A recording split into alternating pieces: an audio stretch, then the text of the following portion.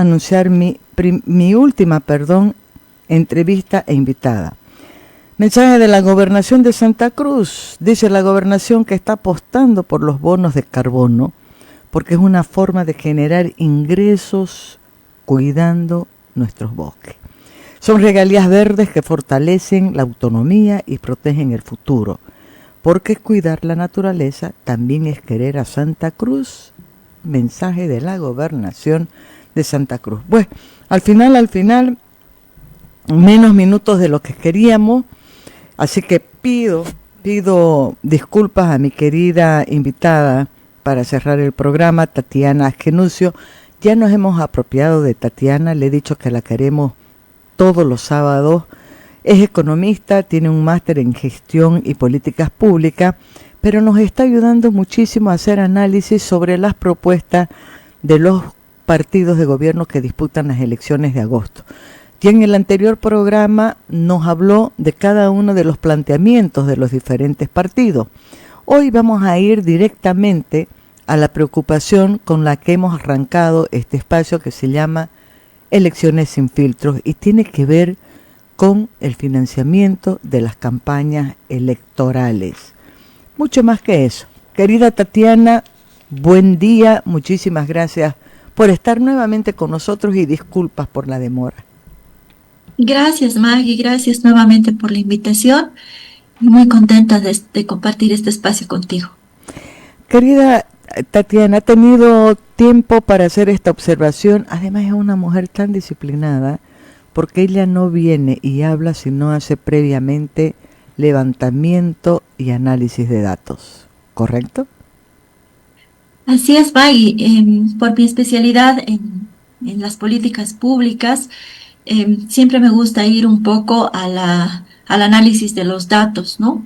Para que siempre esto que estamos comentando tenga un respaldo sólido por detrás, ¿no? Y pueda de alguna manera no solo llamarnos a la reflexión, sino también ver cómo las políticas públicas son tan importantes para la definición de una estructura económica, de una estructura social y política, que es lo que tanto necesitamos, sin improvisaciones sobre todo, ¿no? Tatiana, lo que ocurre durante la campaña electoral puede darnos pie o elementos para prever qué dirección va a tomar quien pueda llegar al gobierno. Así es, Maggie.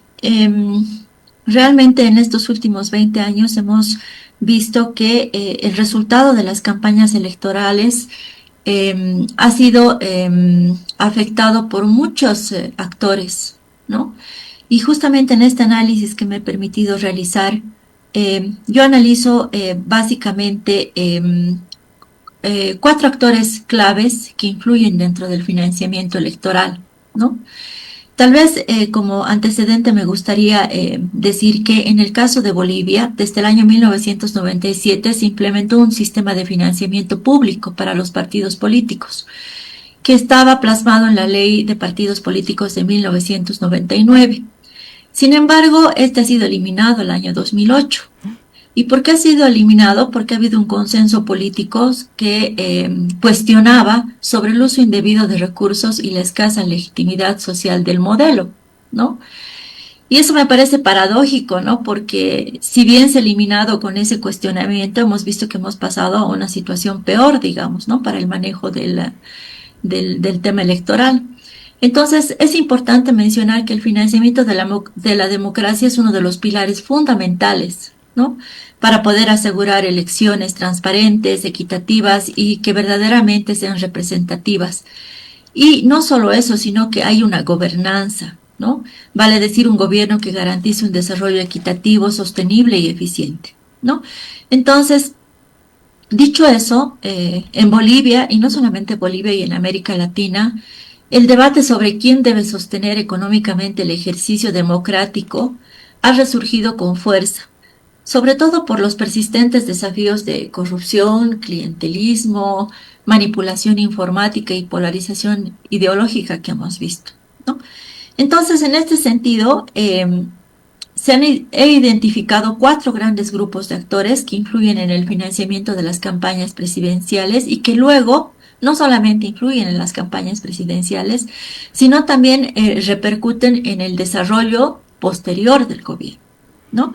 Y esos cuatro factores son el financiamiento corporativo y privado, primero los voy a mencionar, luego está el financiamiento geopolítico ideológico, y luego está el financiamiento mediático y de las encuestas, y luego está el financiamiento social y sindical, ¿no? Que es uno de los que ha predominado en estos últimos tiempos. Entonces, entrando ya al análisis de cada uno de estos, primero hablemos del financiamiento corporativo y del privado, ¿no? ¿Quiénes son estos actores? En este caso, estos actores estarían conformados primero por el cooperativismo minero, ¿no? En nuestro caso. Luego está la agroindustria, también están los grupos empresariales, la banca y por supuesto un grupo corporativo importante, el narcotráfico, ¿no? Y todos estos realizan aportes directos e indirectos a las campañas presidenciales. Entonces, ¿cuál es la implicancia directa de la participación de estos grupos? Primero, el interés de influir sobre las políticas fiscales, sobre las políticas tributarias y las medioambientales y de inversión. Entonces, veamos unos efectos, digamos, de este grupo, de estos grupos, ¿no? Primero, sacan leyes a medida, ¿no? Diseño de normativas que favorecen sectores específicos, sectores que no pagan impuestos, sectores que pagan pocos impuestos. También podemos ver entre estas la distribución de tierras y la falta de penalidades ante quemas indiscriminadas, por ejemplo, que es la que nuevamente estamos pasando ahora, ¿no? Otro efecto, la captura del Estado. ¿Qué es la captura del Estado? Que las decisiones públicas se subordinan a intereses corporativos, ¿no? Entonces, falta de regulación de sectores estratégicos y injerencia en el sistema judicial. Y finalmente, uno de los aspectos que también es importante es restricción a la inversión extranjera. ¿Qué quiere decir esto? Hay protección de élites nacionales frente a la competencia externa que deriva, por ejemplo, en licitaciones de bienes y servicios dirigidas, ¿no? Eso como un primer aspecto y este primer tipo de financiamiento corporativo. Ahora hablemos del financiamiento geopolítico y del ideológico. ¿Quiénes conforman este tipo de financiamiento? Las ONGs, por ejemplo, ¿no? ONGs que vienen de otros lados, países aliados, por ejemplo, China, Rusia en nuestro caso, y plataformas ideológicas que nos hablan y redundan sobre temas de socialismo, progresismo, antiimperialismo, y todas estas ejercen influencia en las campañas a través del respaldo estratégico y doctrinario, ¿no? Entonces, ¿cuáles son las implicancias de estas? Primero, priorización de agendas ideológicas frente a criterios técnicos o institucionales. Entonces, en este caso, este tipo de ideologías no ve las necesidades del país, sino simplemente protagonizar o capturar al Estado para que sea parte de este financiamiento ideológico y geopolítico. ¿Cuáles son los efectos inmediatos que podemos advertir? Primero está el dogmatismo político, ¿no? ¿Qué significa eso? Que hay bloqueo de políticas pragmáticas, apertura económica, y eso redunda, por ejemplo, en discriminación de organismos financiadores o programas de apoyo que los llamamos liberales. Este no porque es liberal, aunque yo necesite de su ayuda, ¿no? Por ejemplo. Resistencia a reformas estructurales. Se mantienen modelos económicos obsoletos que no responden a la realidad, como por ejemplo el tema de los subsidios, ¿no? El tema del nacionalismo, por ejemplo, ¿no? En el caso de los subsidios, por ejemplo, yo sigo manteniendo el subsidio, aunque sepa que este me va a generar un hueco dentro de la economía y no tengo un análisis técnico, sino es más pragmático o dogmático, ¿no? Polarización discursiva, dificultad para construir consensos nacionales porque yo soy de cierta ideología y no me permito abrirme, ¿no? a otras que me permitan, digamos, buscar soluciones en países como el nuestro. Y finalmente, he identificado también penetración de capitales corrosivos y el riesgo de alineamiento excesivo. ¿Qué se refiere a esto? Inversiones o financiamiento provenientes de regímenes autoritarios como China y Rusia, ¿no? Tenemos miles de proyectos que están financiados por China sobre todo, ¿no? Que viene no solamente con con la idea del proyecto, sino viene con su gente y no aporta tecnología, por ejemplo, ¿no? Bueno, ahora pasemos al financiamiento mediático y a las encuestas que en algún momento pueden ser direccionadas, ¿no? En este tipo de financiamiento están todos los medios de comunicación que obviamente juegan un papel decisivo en la legitimación y visibilidad de los candidatos. ¿Cuál es la implicancia inmediata? Cobertura y creación de imagen y difusión selectiva de contenidos a favor de actores políticos determinados, ¿no? ¿Y cuáles son los efectos inmediatos? Legitimación artificial. ¿A qué le llamo esto? Se construyen liderazgos con base a percepciones muy sesgadas. Sesgo informativo, omisión de escándalos y exageración de logros. También está la asfixia financiera hacia medios no oficialistas, que han sido varios los que hemos visto en este tiempo, ¿no? Y también está la desinformación electoral. Votantes mal informados o engañados por narrativas sesgadas y noticias falsas. Y finalmente está el financiamiento social y sindical. Y aquí yo me he hecho una pregunta antes de analizar este tipo de financiamiento, porque a veces pensamos que todo tiene que ver con recursos económicos y realmente no es así, ¿no? Porque hemos visto, por ejemplo, en estos últimos 20 años, que los movimientos sociales y los sindicatos reciben beneficios o recursos como retribución por el apoyo electoral o político vía movilización, ¿no? Evidentemente hay dinero por detrás, pero que estos movimientos sociales y sindicatos que se han empoderado tanto han tenido un papel protagónico en el desarrollo no solamente de los gobiernos en tema de política, sino también en tema económico, ¿no? Entonces, las implicancias es básicamente que la movilización social se convierte en una moneda de cambio, ¿no? Puede parar la economía de todo un país, ¿no? Y lo hemos visto. ¿Y cuáles son los efectos inmediatos de esto? Primero, el prebendalismo, ¿no? Gracias a este movimiento social hay entrega de cargos, contratos o favores para consolidar lealtades y luego vemos, por ejemplo, un enorme aparato estatal como el que tenemos, ¿no? Sin capacidad técnica, analítica, etcétera.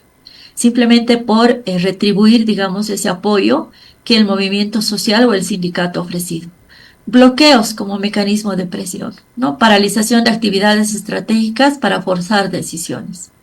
Y también está la cooptación institucional, sindicatos que ocupan posiciones de poder sin transparencia y sin contrapesos, ¿no? Esos son los 4 tipos de actores que he podido identificar, que son los que tienen el poder sobre el financiamiento de las campañas electorales, ¿no? Mira, yo celebro haberla descubierto a Tatiana Genucio y como digo, va a ser nuestra invitada permanente, la vamos a poner como columnista, ¿qué tal? Cada sábado, porque Tatiana, usted ha hecho exactamente lo que nosotros necesitábamos. Miren cuán importante es este análisis que ha hecho Tatiana, porque nos ha dicho claramente y bien agrupaditos cuáles son los 4 grandes sectores que uno puede identificar como financiadores de los procesos electorales, con una puntualización que me parece central, Tatiana. No se trata solamente del impacto que tienen estos grupos en la campaña electoral, en apoyar, en facilitar, en hacer que tenga más visibilidad, no sé, en comprar lo que fuera, sino el impacto que tienen después de la campaña electoral, para cualquiera del que llegue al gobierno por los acuerdos que se hacen previamente. Tatiana, en un panorama como este, cuán importante y urgente es establecer una norma que obligue a la transparencia de los recursos que se están utilizando por parte de cada uno de los frentes en la disputa electoral. Importantísimo, Maggie, importantísimo, porque en realidad de eso depende no solamente el desarrollo de un sistema o de un proceso electoral transparente, sino también del desarrollo, como hemos visto, económico, político, social de un gobierno, ¿no? Entonces, también en este análisis que he realizado, he visto otros países, cómo funciona este sistema de financiamiento. Y he visto que, por ejemplo, tanto en México, Chile y en Colombia hay un financiamiento híbrido, ¿no? Público y ¿Cómo es privado, eso? Ya.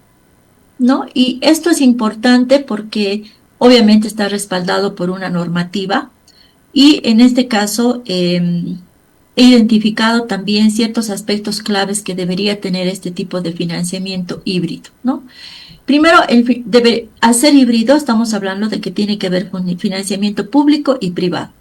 Primero, el financiamiento público ¿qué es lo que tiene que asegurar? Asegurar condiciones mínimas de competencia entre todos los candidatos registrados, ¿no? Y evitar la dependencia inclusiva de intereses privados o ideológicos, ¿no? O sea, un financiamiento que llegue a todos independientemente de ideologías, de intereses privados, ¿no? Regulación y fiscalización de aportes privados, ¿no? Establecer límites cuantitativos y prohibiciones específicas, por ejemplo, aportes extranjeros, empresas estatales o sectores liberales. Por ejemplo, ahora he visto la entrevista que le has hecho al candidato Samuel Doria Medina y este tema del apoyo de Claure, ¿no? Bajo este Ujú. tema de esta estructura, de este tipo de financiamientos, esto puede ser el hecho de que sea público un apoyo, digamos, de una persona, digamos, que viene de afuera, que tiene grandes recursos, puede ser un arma de doble filo, ¿no? Porque de alguna manera, una maravilla que apoye, digamos, el gobierno de un candidato, pero también puede generar mucha desconfianza porque la población puede ver que hay intereses por detrás, ¿no? Y una de las cosas que debería ser regulada es justamente la intervención de este tipo de personas por parte del órgano electoral, ¿no? Porque nadie puede decir libremente, ahora sí, he visto y le apoyo a tal persona, Porque ¿no? es el que va adelante. Además, Y no definiendo solo y por a quién. eso, sino, me imagino que sí, pero también nadie apoya a nadie si no tiene algún interés de por medio, ¿no? Entonces, eso es importante también considerar dentro del tema de la regulación, ¿no? Y entonces eso que implica crear un sistema público de reporte obligatorio y auditoría digital ciudadana también. Otro de los puntos que debería haber es transparencia electoral integral. ¿Qué significa eso? Que la publicación, una publicación en tiempo real de ingresos y gastos vinculados a temas económicos de la campaña y, por supuesto, el acompañamiento de la sociedad civil, ¿no? Ahora vemos que todos estamos acompañando las propuestas de los candidatos, pero no sabemos nada de sus Mm, financiamientos. ujú. Entonces, debería haber una normativa que nos diga, a ver, ¿de dónde saca dinero este señor para hacer esta u otra cosa? ¿No? Y ahí también involucrar a la sociedad civil. Regulación de medios y encuestas, ¿no? Mecanismos para evitar uso electoral de encuestas sesgadas, por ejemplo, ¿no? Obligación de cobertura equitativa y plural de medios con fondos públicos. Hoy, por ejemplo, vemos que todos los sectores, agroindustria, educación, por ejemplo, no me acuerdo qué otro foro más ha habido específico, pero son Exportadores, agropecuario, exacto, salud. exacto. O sea, cada sector se hace su propio foro, ¿no? Y eso está bien, pero ¿qué pasa con aquellos más necesitados? Aquellos que viven del día a día. ¿Quién los representa? ¿Quién les hace un foro para que reclamen el tema de las necesidades inmediatas que tienen, ¿no? De cómo financiar el tema del, del apoyo, por ejemplo, a la educación de los niños que no pueden ir o que dejan de trabajar, ¿no? Cosas tan simples como esas, ¿no? O sea, sectores vulnerables, a eso me refiero. ¿Quién les hace un foro a ellos para que puedan decir, esto es lo que necesitamos inmediatamente, estos son los problemas que hemos pasado durante este tiempo? Nadie. ¿No? ¿Por qué? Porque no tienen recursos. Entonces, ¿quién es el llamado en agrupar, digamos, y en consolidar los intereses de todos? Es el Estado. Entonces, la regulación tiene que llegar a ese tipo de obligación de cobertura equitativa y rural, ¿no? Por ejemplo, hacer foros en lugares, lugares rurales, ¿no?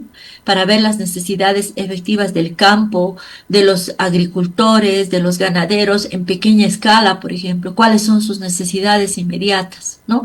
Temas climáticos que afectan, digamos, al tema de la producción en menor escala, ¿no? Que también son importantes, ¿no es cierto? Y otro tema que es importante es el fortalecimiento del órgano electoral y del sistema judicial, ¿no? Dotar de independencia técnica y presupuestaria a las instituciones que fiscalizan el proceso democrático. Ahora solamente tienen un apoyo en cuanto a temas de financiamiento para todos los temas administrativos, ¿no? Y sancionar con celeridad los delitos electorales vinculados al financiamiento ilegal, ¿no? Ahora hemos visto muchas amenazas al proceso electoral. Sí se están tomando algunas medidas, pero no hay precedentes, ¿no? O sea, cualquiera puede salir y decir voy a hacer esto o aquello para poder obstaculizar el proceso electoral, pero el tema de la reacción, digamos, de los órganos o de las instituciones adecuadas es demasiado lento, ¿no? Y eso nos da incertidumbre y nos da ansiedad, ¿no? Porque no sabemos qué es lo que va a pasar. Y eso es lo que está pasando ahora. No sabemos qué tan seguras van a ser las elecciones y se van a poder desarrollar en todos los departamentos y lugares, ¿no? Y finalmente la educación cívica y formación ciudadana, ¿no? Promover conciencia crítica sobre el valor del voto, la legitimidad electoral, el control político, incluir temáticas sobre el financiamiento partidario, que es lo que estamos hablando ahora. Han surgido ahora muchas organizaciones que están tratando de cuidar el voto, ¿no? Y eso es una maravilla porque eso nos permite de alguna manera tener un backup, digamos, de los resultados que se van a dar hacia adelante. Pero eso también debe ser promovido no solamente desde el bolsillo, digamos, de estas instancias o de estos grupos que tienen esa buena intención de poder hacer un contrapeso, digamos, ¿no? A la información, sino tiene que salir también de este tipo de financiamiento híbrido que tiene que existir, ¿no? Entonces, como vemos, nos falta mucho, pero en la medida de que podamos tomar cada experiencia electoral para poder reforzar todas esas aristas que están tan descuidadas, yo creo que vamos a crecer como país. Y esto no solamente nos impacta, digamos, en el tema electoral, sino en el tema del desempeño del gobierno para que sea un tema transparente y no tenga tanta injerencia de tantos sectores como hemos visto en estos tiempos, ¿no? Claro, yo por eso le preguntaba a Samuel si era positivo o negativo el anuncio público de Claure diciendo que iba a apoyar su candidatura. Bueno, Claure se ha convertido en la estrella de los medios de comunicación, ¿no? Dice lo que quiere y va marcando pauta también. Y le decía, claro, la sospecha o las dudas que hay es porque Claure sí tiene intereses e invierte ya en programas, en proyectos que tienen que ver con la explotación del litio, en sociedad incluso con un empresario argentino. Y el tema del litio y del gas en Bolivia es sumamente sensible. Y lo otro, del otro lado, la declaración de Ruth Nina es de terror, ¿no? Cuidado que no lo habiliten a Evo, porque si no, en vez de votos vamos a contar muertos. No es un discurso revolucionario como ella ha tratado de justificar. Entonces, sí son problemas centrales. Tatiana, usted ha tocado temas así con una claridad y puntual que nos permiten alimentar esta agenda y llegar al objetivo que nos proponemos en este espacio de elecciones sin filtro. Voy a remarcar reflexiones que son fundamentales con las que hemos partido cuando nos preguntamos qué hay detrás de las campañas que vemos, de dónde viene el dinero para tanta publicidad. Y acá remarcar, lo más grave es que lo más grave no es que no sepamos, lo más grave es que ya nos acostumbramos a no preguntar, pues nosotros queremos sí preguntar. El próximo sábado vamos a poner el énfasis en el poder del voto, Tatiana, y vaya anotando ahí la tarea. ¿Cómo tomar el poder del voto sin dejarnos manipular? ¿Y por qué seguimos creyendo en las propuestas que nos hacen sabiendo que muchas de ellas son mentiras? El tiempo también tiene memoria, el voto tiene memoria. Y prometer sin cumplir no debería ser gratis. Aquí estoy hablando de algunas ideas fuerza, como esta: si no sabemos quién nos miente, seguiremos votando por ello. Si no exigimos rendición de cuentas, seguirán impunes. Cerramos esta primera etapa con estas reflexiones, Tatiana, y nos quedamos con tarea para la próxima en este espacio de Elecciones sin Filtro. Y a propósito de iniciativas, sí quiero compartir una de las iniciativas de mi querido amigo, colega de oficio Tufiare y mi queridísima Nona Vargas. Yo siempre digo que quiero un nono en mi vida, porque Nona es la que le permite a Tufi estar libre, feliz, haciendo periodismo mientras ella talonea, lo digo, o sea, lo molesto a él. Voto Informado es la publicación que está sacando Asuntos Centrales, está en circulación, cuesta 10 bolivianos, todavía no lo he leído, pero digo, es una más de todas las iniciativas que hay ahorita para lograr unas elecciones sin filtro y un voto bien informado. Tatiana, nos vemos el próximo sábado. Gracias, Maggie. Que tengan un lindo fin de semana. Gracias. Vos también, querida. Nos vamos, nos despedimos con la canción. Vaya, la última pues, ¿cómo que no tiene? Está aquí. Quiero que mi boca se desnude. Quiero que mi boca se desnude. De verdad que quiero que mi boca se desnude. Lo que no les voy a decir es frente a quién. Vamos, Davidco. Gente hermosa, no se olviden, mándeme sus mensajes, mándeme sus preguntas que podamos nosotros incluir y las vamos a compartir en este espacio especial que se llama Elecciones sin Filtros con Maggie Talavera. Vámonos.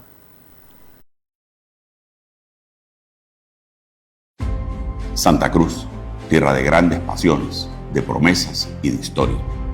El Ramón Tahuichi Aguilera fue testigo de la pasión futbolera que marcó la historia de nuestro país. Ahora, el Tahuichi marcará un nuevo hito. Este 22 de noviembre será escenario de la final única de la Copa Sudamericana de Fútbol. Su gobernación de Santa Cruz lo está renovando, cumpliendo con normativas internacionales, estando a la altura de una final continental. Mostraremos lo mejor de nosotros. El Tahuichi estará presente para hacer historia una vez más. Santa Cruz, ni te imaginas.